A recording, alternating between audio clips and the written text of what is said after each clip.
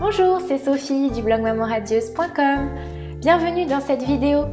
Aujourd'hui, je réponds à vos questions et la question du jour c'est: quel est le conseil que tu donnerais à une future maman qui est angoissée à l'idée de la grossesse, de l'accouchement et des premiers mois? Alors, je vais essayer d'y répondre au mieux dans cette vidéo.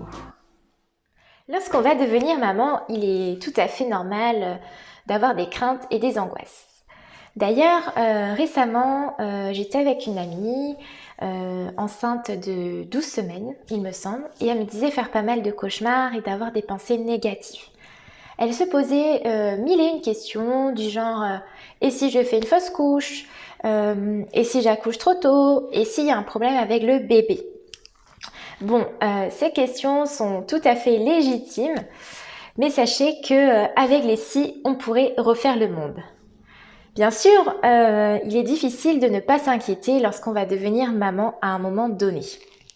Voilà, la peur, ça fait aussi partie de nous. Sachez que les changements d'humeur sont tout à fait normaux pendant la grossesse. Vous allez avoir des sautes d'humeur qui sont notamment liées au chamboulement hormonal qui se produit dans votre corps. En parallèle, vous pouvez aussi vous poser des questions sur votre couple, sur comment ça va se passer les derniers mois de grossesse, une fois que bébé sera là, est-ce que votre conjoint va toujours vous désirer? Enfin voilà, vous pouvez vraiment vous poser tout un tas de questions lorsque vous allez devenir maman. Alors dans cette vidéo, je vais essayer de vous donner un conseil afin de limiter l'angoisse de la maternité. Alors le conseil que je peux vous donner, qui à mon sens est la base de la base, eh bien c'est de prendre soin de vous. Parce que si vous prenez soin de vous, eh bien vous serez bien dans votre tête, bien dans votre corps. Enfin, en gros, vous vous sentirez bien dans vos baskets et vous serez en accord avec vous-même. Alors mon conseil, donc déjà prendre soin de soi se fait à mon sens sur plusieurs niveaux. Par exemple, si vous aimiez faire des petites séances cocooning avant la grossesse, eh bien je vous incite à continuer tout au long de votre grossesse. Continuez à faire des séances de manucure, allez vous faire un massage, achetez-vous des jolis vêtements de grossesse. Ensuite, une chose importante, c'est vraiment de s'entourer de personnes bienveillantes.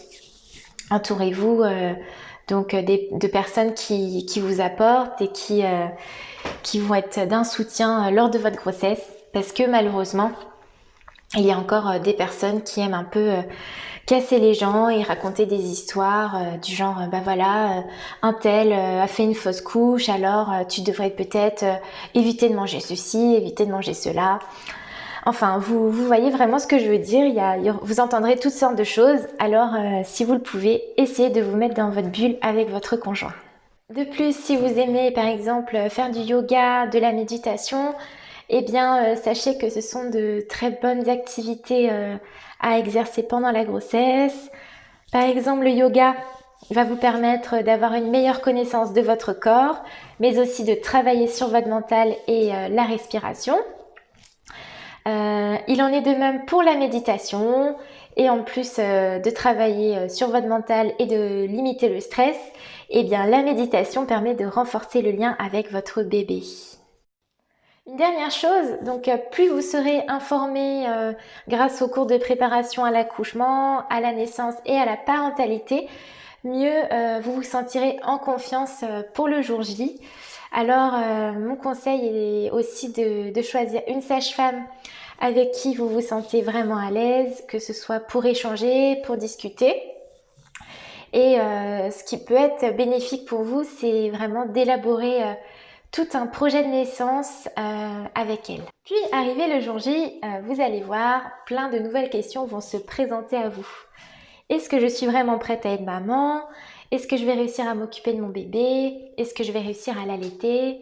Et tout plein d'autres questions que vous pouvez imaginer. Eh bien, sachez que des questions de ce genre, vous en aurez tout au long de votre vie, que ce soit dans la parentalité ou dans une autre thématique, parce que c'est tout à fait naturel et normal de se poser des questions. D'ailleurs, on a environ 60 000 pensées qui nous traversent chaque jour. Donc vous imaginez bien comment ça peut cogiter. Sachez que on ne naît pas parent, mais on peut se préparer à le devenir. Comme je vous le disais, grâce au cours de préparation à la naissance, à la parentalité et à l'allaitement. Puis ensuite, la création du lien avec votre bébé se fera au fur et à mesure. En fait, le quotidien va s'instaurer petit à petit. Vous allez avoir des habitudes rassurantes qui vont se mettre en place.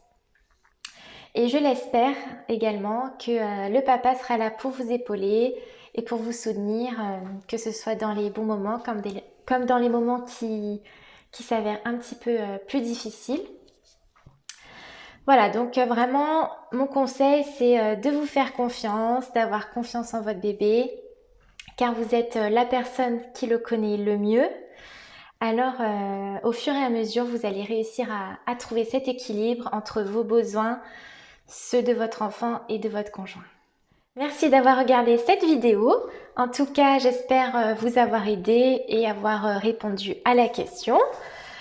Sachez vraiment que prendre soin de vous, c'est la base de la base, parce que si vous prenez soin de vous, vous vous sentirez mieux dans votre quotidien, donc vous vous sentirez mieux dans votre corps, mieux dans votre tête, donc bien dans vos baskets clairement. Et donc vous vous sentirez moins stressé au quotidien et vous aurez également une meilleure confiance en vous et en votre futur rôle de maman. Alors ce que je peux vous proposer, c'est en complément de télécharger votre kit pour réussir votre allaitement. Donc vous trouverez le lien juste en dessous. Et je vous dis à très bientôt pour une nouvelle vidéo.